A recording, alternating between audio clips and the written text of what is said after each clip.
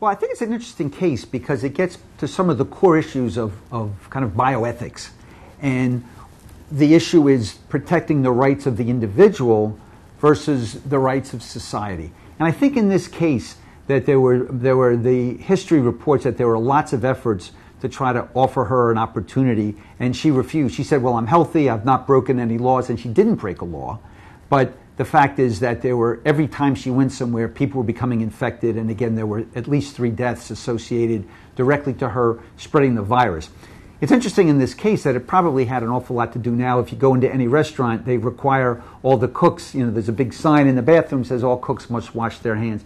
And the reason that is that it can be passed on, and Typhoid Mary passed on as a cook.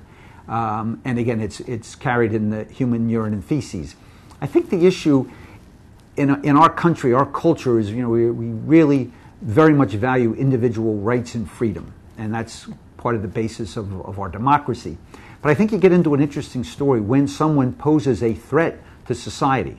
Certainly criminals who pose a threat to society, we incarcerate them. Now, although she didn't break any laws, certainly she was posing a threat to society and refused to acknowledge. She said, I'm healthy. And she was healthy. She was a carrier of the disease. And this was really well documented.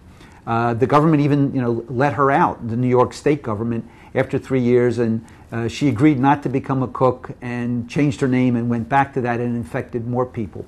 So I think the issue here gets back to the core kind of ethical dilemma of certainly protecting the rights of individuals, but also taking into account the role that the government has in protecting society. So we've seen this with years later with venereal disease. If someone is passing on and is posing a threat to the general populace, then what is and should be the role to protect that individual not only from themselves, but in this case, because she was not ill herself, protecting society.